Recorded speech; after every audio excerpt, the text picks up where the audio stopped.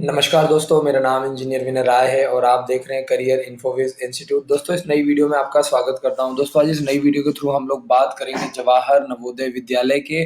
दोस्तों, जवाहर नवोदय विद्यालय जो rural background के जो लोग हैं, जो गांव से बिलोंग करते हैं, जिनके बच्चे ऑलरेडी पिछले 1 साल 2 साल 3 साल से लगातार रूरल यानी गांव में पढ़ रहे हैं, गवर्नमेंट स्कूल्स में पढ़ रहे हैं, उनके लिए जवाहर नवोदय विद्यालय क्या फैसिलिटीज प्रोवाइड करता है। सबसे पहला जो पॉइंट है दोस्तों, सबसे पहला जो पॉइंट है वो हम लोग डिस्कस कर रहे हैं।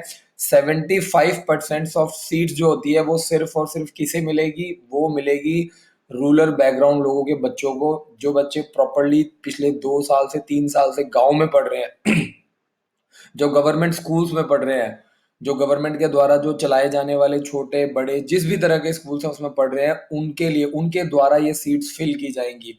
तो जितनी भी सीट्स होती हैं, चाहे वो 6th क्लास है चाहे वो 9th क्लास है, मैं आपको बता दूं इस वीडियो में मैं बात कर रहा हूं वैसे 6th क्लास के लिए, क्योंकि 15 सितंबर लास्ट डेट है। जवाहर नवोदय विद्यालय का फॉर्म निकल चुका है, ज़्यादा से ज़्यादा लोग अप्लाई करना चाहते हैं। अगले 1 महीने तक मेरा टारगेट है कि मैं सिर्फ जवाहर नवोदय विद्यालय पे वीडियो बनाऊं, क्योंकि हर साल लाखों बच्चे पूरे ऑल ओवर इंडिया से जवाहर नवोदय विद्यालय का फॉर्म भरते हैं और पेपर देते हैं। तो दोस्तों, 75% जो सीट्स हैं वो रूरल बैकग्राउंड के जो स्टूडेंट्स होते हैं, जो गांव में पढ़ रहे हैं, उनके द्वारा भरी जाएंगी। और remaining seats will be filled from urban states, यानी सिर्फ और सिर्फ 25% सीट्स जो है वो अर्बन स्टूडेंट्स के लिए है। सबसे पहला पॉइंट। अब आते हैं हम लोग दूसरे पॉइंट पे। अगर हम लोग बात करें दोस्तों सेकेंड पॉइंट की, a candidate seeking admission under the rural quota must have study in class third, fourth, fifth, completing full academic session from government school. जो भी बच्चे रूरल कोटा के अंडर में एडमिशन लेना चाहते हैं, जो लोग चाहते हैं कि उनको 75% रूरल कोटा मिले, वो उन्हीं लोगों को मिलेगा जिनका बच्चा पिछले 3 साल से, यानी 3rd क्लास, 4th क्लास और 5th क्लास जिस बच्चे ने गांव से किया होगा उसी बच्चे को मिलेगा। जिस बच्चे ने 3rd 4th और 5th क्लास गवर्नमेंट स्कूल से, या गवर्नमेंट एडेड स्कूल, या गवर्नमेंट रिकॉग्नाइज्ड स्कूल, या कोई ऐसा स्कूल जो सरकारी स्कूल जो कि रूरल एरिया में आता हो, जिस बच्चे ने 3 साल वहां से पढ़ाई की है, उसी को रूरल कोटा यानी 75% रूरल कोटा मिलेगा। और कोई ये सोचेगा कि वो शहर में पढ़ रहा है और रूरल कोटा के लिए अप्लाई कर देगा तो उसका फॉर्म गलत हो जाएगा, रिजेक्ट हो जाएगा। ऐसे बच्चे अर्बन कोटा के अंडर में आएंगे, जिनको सिर्फ और सिर्फ 25% सीट्स मिलेंगी।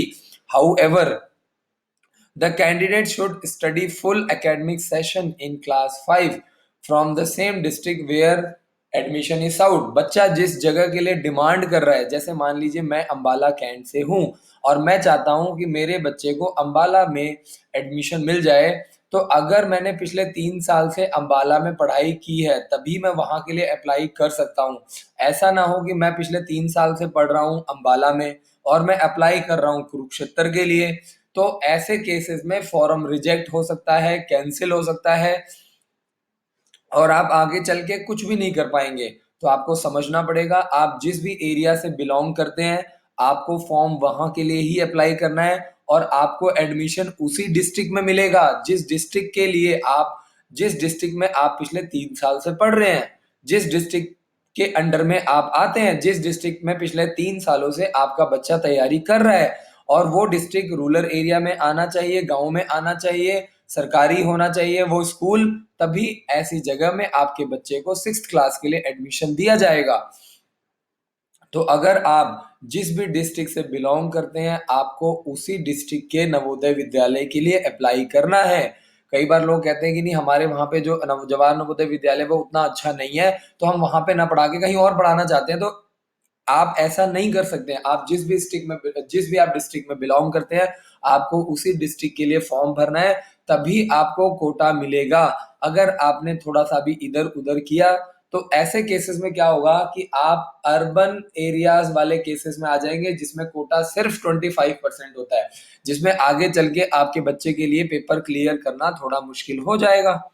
थर्ड पॉइंट की बात करते हैं। थर्ड पॉइंट और सबसे important point, candidate studying under the scheme of national institute of open schooling.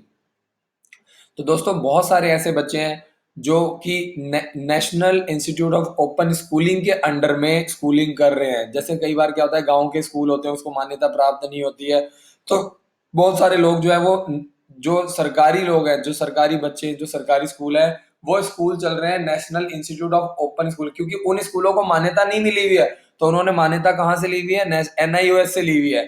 तो ऐसे केसेस में उन स्कूलों को क्या करना है और उन बच्चों को क्या करना है, जो बच्चे ऐसे रूरल बैकग्राउंड से बिलोंग करते हैं, उन बच्चों को फटाफट अपना सर्टिफिकेट इशू कराना है। अगर वो 3rd क्लास में है तो भी, अगर वो 4th क्लास में है तो भी, अगर वो 5th क्लास में है तो भी, आपको जल्दी से जल्दी अपना सर्टिफिकेट लेना है। अब सवाल ये आता है कि आपको सर्टिफिकेट कहाँ से लेना है? आपको सर्टिफिकेट लेना है डिस्ट्रिक्ट मजिस्ट्रेट के पास, आपको जाना है तहसीलदार के पास जाना है, आपको अपने ब्लॉक डेवलपमेंट ऑफिसर के पास जाना है। वो आपकी हेल्प करेंगे, वो आपकी मदद करेंगे कि आपको अपना NIS बोर्ड का सर्टिफिकेट कैसे लेना है। बिना सर्टिफिकेट आपकी वैल्यू जीरो है, मैं आपको पहले ही बता दे रहा हूँ। तो जिस भी स्कूल में आप पढ़ रहे हैं, आप देखिए कि वो मान्यता प्राप्त है कि नहीं है। आपको हर क्लास पास करने के बाद जो सर्टिफिकेट दिया जाता है उस पर क्या लिखा होता है ना? उसके ऊपर लिखा जाता है कि हरियाणा सरकार द्वारा पंजीकृत या यूपी सरकार द्वारा पंजीकृत, या कुछ इस तरह की चीजें हैं भी, कि बस आपको सिर्फ एक फॉर्मेलिटी से आपको एक नंबर बना करके कार्ड दे दिया है जिसमें कुछ लिखा ही नहीं है, ना कोई रजिस्ट्रेशन नंबर है, ना कोई स्कूल कोड है। तो इसका मतलब आपकी जो फ्यूचर है वो खतरे में है। और अगर आपका स्कूल जो है वो NIOS की स्कीम के अंडर में आता है, तो आप जल्दी से जल्दी दोस्त अपने डिस्ट्रिक्ट मजिस्ट्रेट, तहसीलदार और ब्लॉक ऑफिसर से अपने सर्टिफिकेट को इशू करवाइए। वो आपको वहां से सिग्नेचर करके देंगे। एक बार आपके पास सर्टिफिकेट आ गया तो आपको एडमिशन करवाने में कोई भी दिक्कत नहीं आएगी, क्योंकि NIS बोर्ड में फॉर्म्स की बहुत ज़्यादा फॉर्मेलिटीज़ हैं। फॉर्म भरना बहुत मुश्किल है, इसमें बहुत ज़्यादा, हालांकि ये फ्री ऑफ कॉस्ट होता है, लेकिन इसके बावजूद भी इसमें बहुत ज़्यादा ऑप्शन है। तो आपके आसपास जो भी साइबर कैफे वाले हैं, कंप्यूटर वाले हैं, आप वहां पे जा करके अपने बच्चे का फॉर्म भरवाइए, ताकि ये सुनहरा मौका आपसे मिस ना हो जाए। तो दोस्तों, हम लोग अभी अगले 1 महीने तक बार बार बात करेंगे जवाहर नवोदय विद्यालय की। और जवाहर नवोदय विद्यालय से रिलेटेड अगर आपके मन में कोई भी क्वेरी है तो प्लीज आप इस वीडियो के नीचे कमेंट करें। और मैं हफ्ते में 3 दिन, यानी मंडे, वेडनेसडे और फ्राइडे को, हफ्ते में 3 दिन रात को 9 से 10 में लाइव आ रहा हूँ। आपके मन में एजुकेशन से रिलेटेड अगर कोई भी क्वेरी है तो आप डायरेक्टली आइए, मुझसे कंसल्ट कीजिए। मैं आपको, आपकी हेल्प करूंगा, आपको सजेस्ट करूंगा कि आपके लिए कौन सी ऑप्शन बेस्ट रहेगी और आपको आगे क्या स्टेप लेना चाहिए। तो ऐसे बहुत सारे लोग हैं जिनके मन में बहुत सारी क्वेरीज हैं, कंफ्यूज रहते हैं। तो ऐसे लोगों के लिए मैंने एक ऐसा प्लेटफॉर्म तैयार किया है। तो दोस्तों, इसके अलावा अगर आप लोग फॉर्म भरवाना चाहते हैं, आपको किसी भी तरह की दिक्कत आ रही है, तो जो आप हमारे हेल्पलाइन नंबर है 8883020201 पे कॉल कर सकते हैं। इसके अलावा अगर आप लोग तैयारी करना चाहते हैं तो आप डायरेक्टली हमारे ऑफिस आ सकते हैं। हमारा अपना स्कूल है, बोर्डिंग स्कूल, जो कि इस तरीके के बच्चों को तैयारी करवाता है, गवर्नमेंट स्कूल के लिए, नवोदय स्कूल के लिए, सैनिक स्कूल के लिए, मिलिट्री स्कूल के लिए। और इसके अलावा अगर आप चाहते हैं तो हम आपको बुक्स भी अवेलेबल करवा सकते हैं। जवाहर नवोदय विद्यालय की जो बुक्स हैं वो बहुत ही, हम लोग मिनिमम रेट में आपको 5 बुक्स प्रोवाइड करते हैं, जिसमें एक मैथ्स की बुक होती है, एक रीजनिंग की बुक होती है, एक इंग्लिश की बुक होती है और एक जीके की बुक होती है। और जो 5वीं है वो सैंपल पेपर्स होते हैं जवाहर नवोदय विद्यालय के, पिछले 10 सालों के सैंपल पेपर। तो ये बुक्स जो है वो आपको मार्केट में कहीं पे भी नहीं मिलेंगी। ये बुक्स आपको सिर्फ हमारे पास ही मिलेगी, क्योंकि पिछले 10 सालों में हमने इन बुक्स को तैयार किया है, प्रिपेयर किया है। हमारी टीम ने बहुत मेहनत की है आप लोगों के लिए, कि आगे चल के इन बच्चों के लिए कुछ किया जाए।